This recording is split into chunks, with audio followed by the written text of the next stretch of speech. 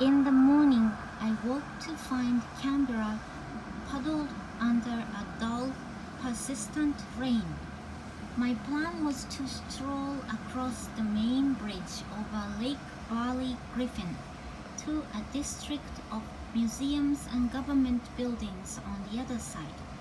It was a rotten morning, a foolish day to be out on foot, made more wretched by the slow dawning realization, once I had set off from the hotel, that I was embarked on an expedition even more epic than the one the afternoon before.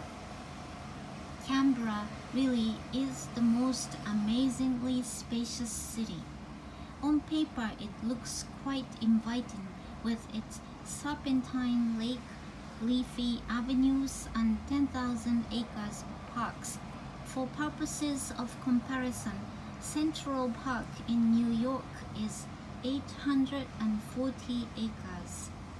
But at ground level, it is simply a great deal of far-flung greenness, broken at distant intervals by buildings and monuments. It is worth considering how it got this way.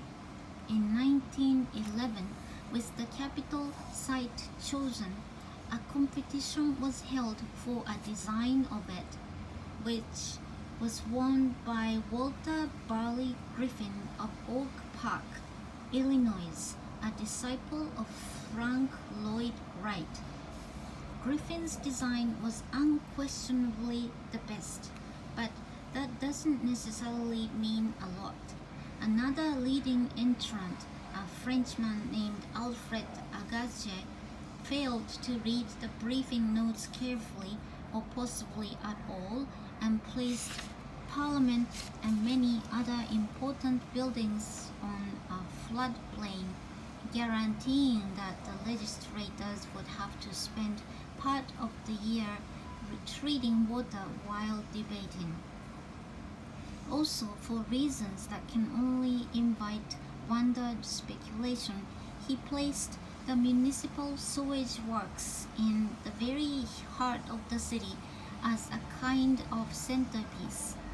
Despite these quirky shortcomings, his entry came third.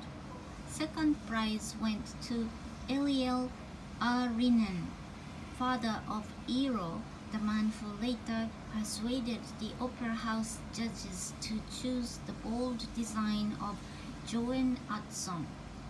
The elder Saarinen's design was perfectly workable, but it had a kind of brutal grandeur about it, a sort of proto-Third Reichish quality that unsettled the Australian judges. Griffin's plan, by contrast, was instantly engaging. It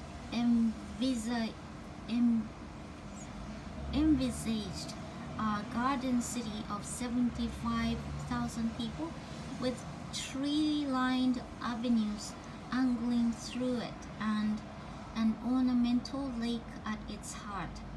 Handsome and confident, majestic but not imperious, it ideally suited the modest yearnings for respectability without fuss that marked the Australian character. Moreover, Griffin had an advanced understanding of the importance of presentation. His submission were not modest sketches that looked as if they had been scribbled on the back of a cocktail napkin, but a series of large panoramic tableaux exquisitely drafted on the finest stretched linen. In this he was assisted inestimably, totally, in fact, by his new bride, Marion Mahoney Griffin, who was without doubt one of the great architectural artists of this century. The drawings, all done by Marion, show a silhouetted skyline full of comely shapes, a dome here, a ziggurat there, but with surprisingly little in the way of committing details. They are tantalizing impressions, ethereal, cunningly distant. These are drawings you could gaze at for hours with pleasure, but turn your back for a moment and you cannot remember a thing that was in them, other than a vague sense of a pleasing composition. Although Griffin and his wife had never been to Australia, they worked from topographic maps. The drawings show an almost uncanny affinity for the landscape, an appreciation of its simple, uncluttered beauty and big skies that you would swear was based on the closest acquaintanceship. Take nothing away from Walter. He was a gifted, occasionally even inspired architect, but Marion was the genius of the outfit. The Griffins had a decidedly bohemian bent. He liked big floppy hats and velvety ties. She had an unfortunate fondness for dancing through woodland and glades in diaphanous gowns, in the manner of Isadora Duncan, and this, no doubt, counted against them in the rough and ready world of Australian politics in the second decade of the century. In any case, they found little in the way of funds or enthusiasm awaiting them when they arrived in Australia in 1913, and the outbreak of World War I the following year made both scarcer still. Once on site, Griffin seemed unable to get to grips with things.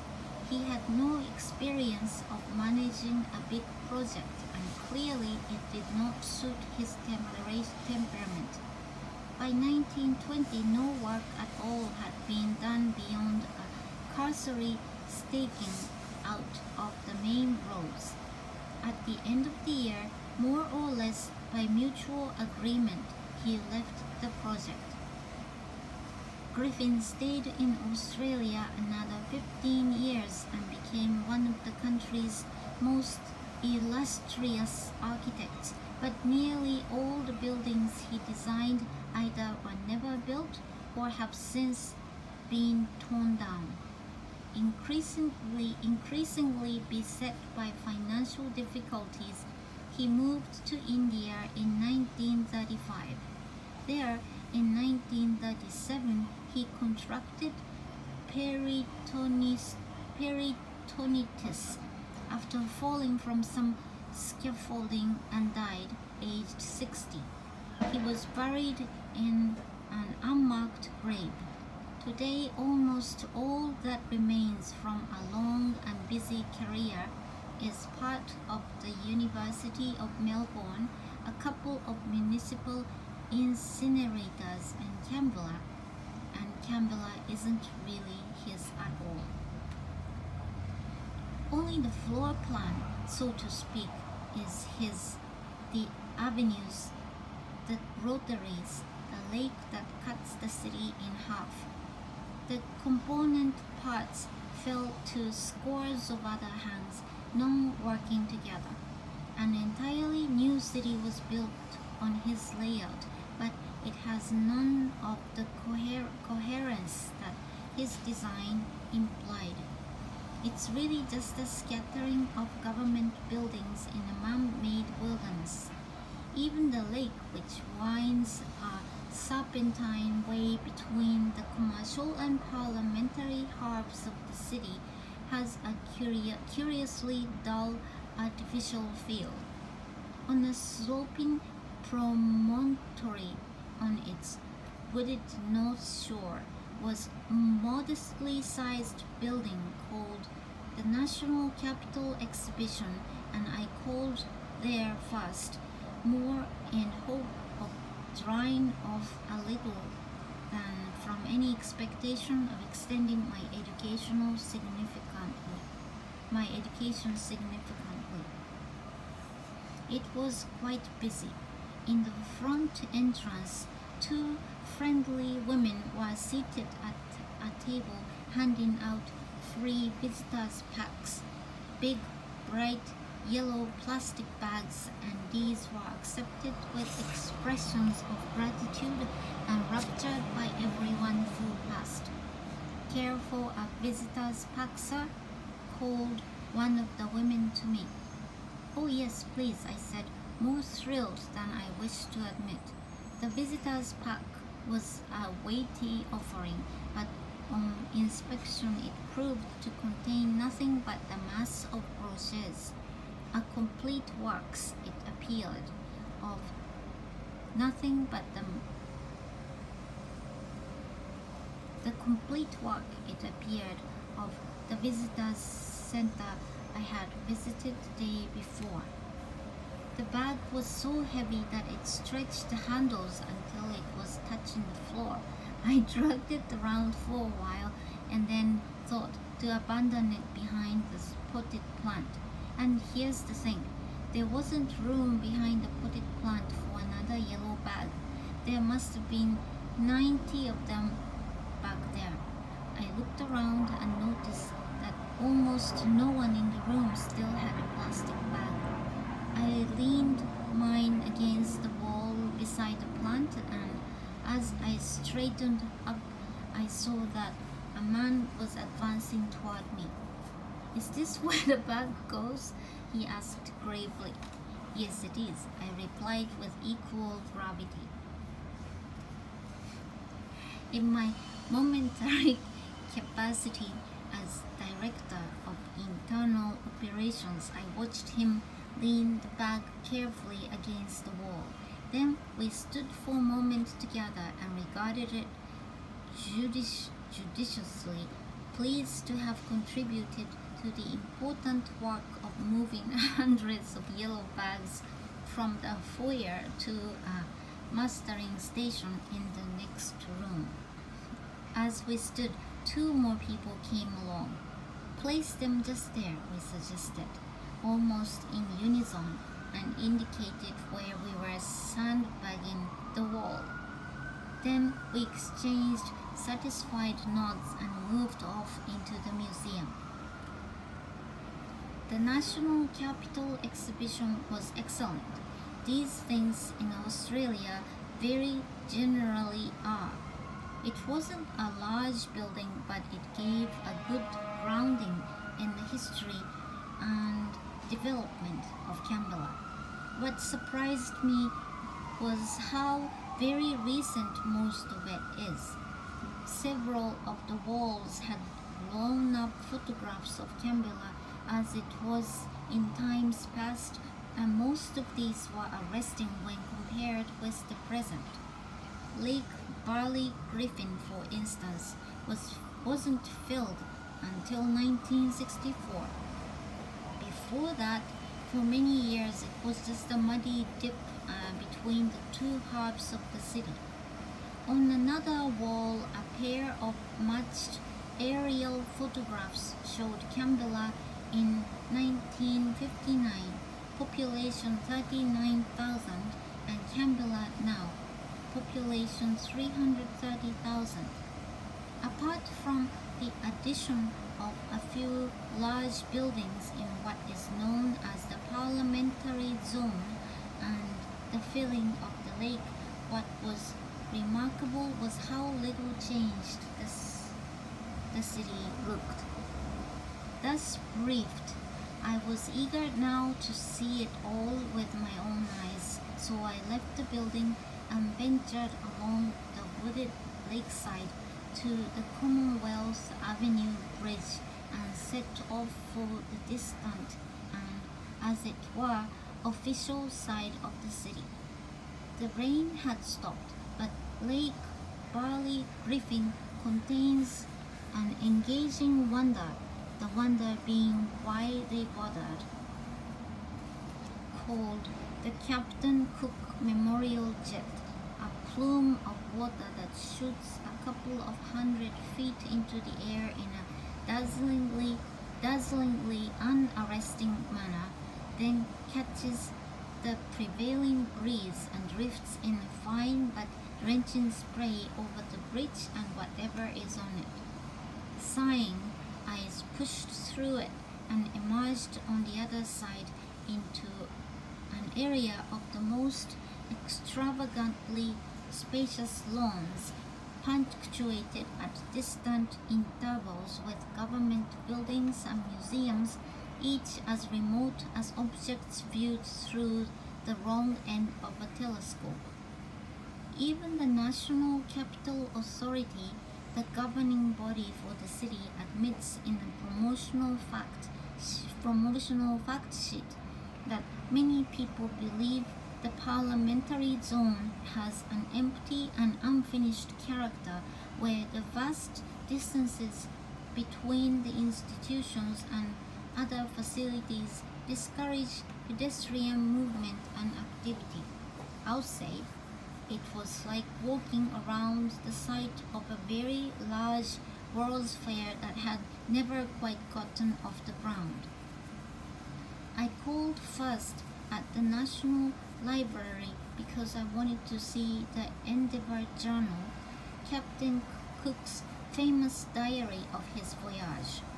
Cook naturally took the journal home with him after his epic trip of discovery, but it was lost soon after his death and remained lost for almost 150 years before it turned up unexpectedly at Sotheby's auction in London in 1923.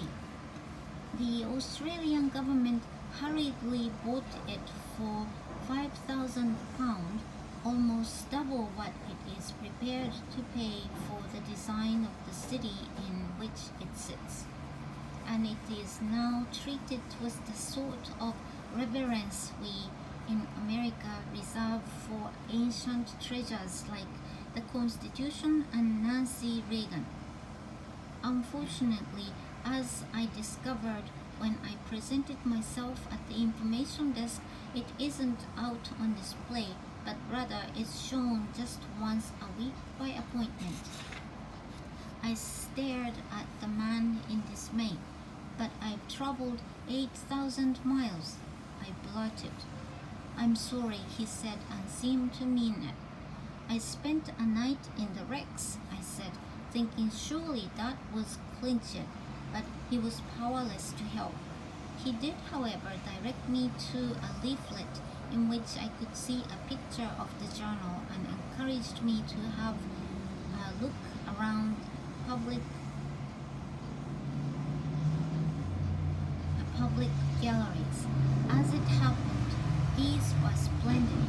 One room held paintings showing Australians of note, of note to other Australians, and in other was an exhibition of the original drawings for the Sydney Opera House. These included not only Hudson's winning sketches but the second and third place entries, both radiantly undistinguished.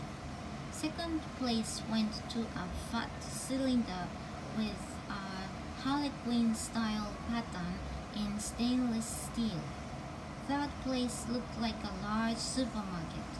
In a glass case was a wooden model made by Hudson showing that the sails of the Opera House roof were not meant to echo the sailboats on a harbor, an assertion that is made over and over in books and articles inside Australia and out, but simply sections of a sphere.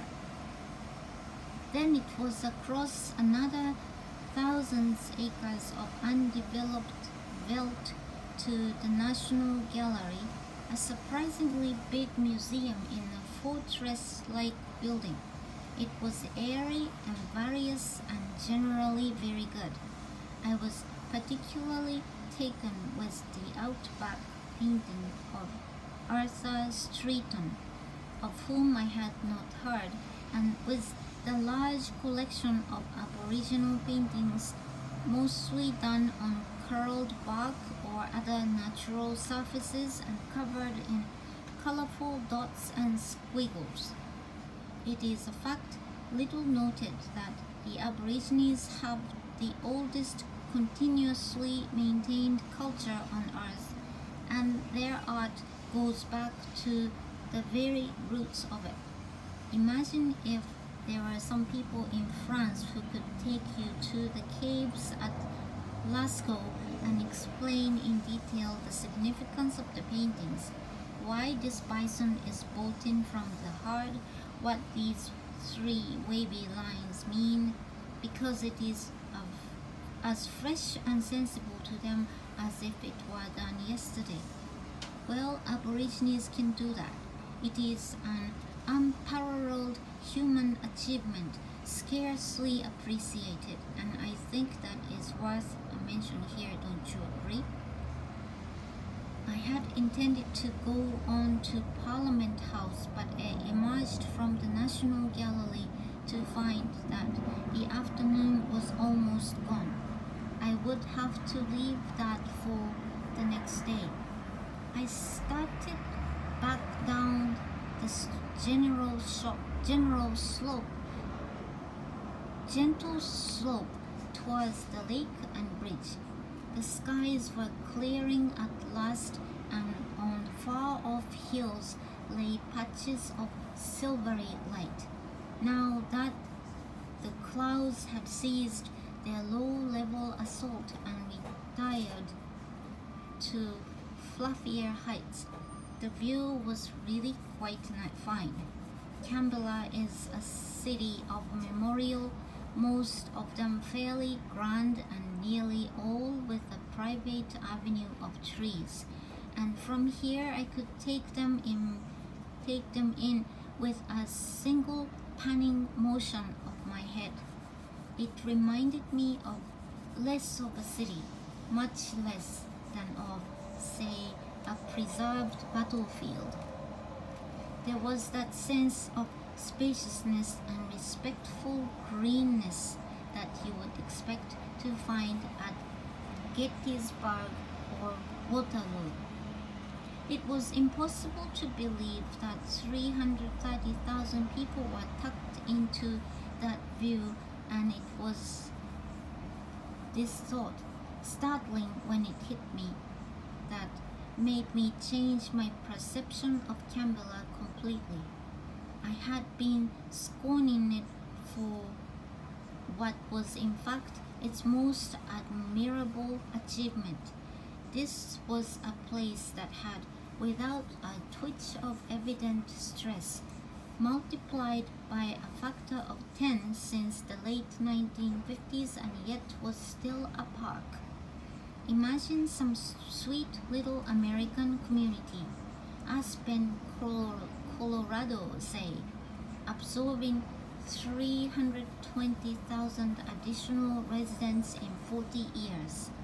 Think of the infrastructure that would be required to support the needs for car-based convenience of 320,000 more of us. The shopping malls and parking lots, the 8-lane roads stretching off into a forest of bright signs and elevated billboards, the vast graded acres of housing, buy woods, buy farm, the distant plazas of supermarkets and box stores, the tangled ganglia of motels, gas stations, and fast food places. Think of the miles of random, carelessly dribbled awfulness you would pass through every time you went out to buy a refrigerator or pair of running shoes or to fill the car with gas. Well, there is virtually none of this in Canberra. What an accomplishment that is! My feeling for the place was transformed entirely. Still, I must say, a pub or two wouldn't go amiss.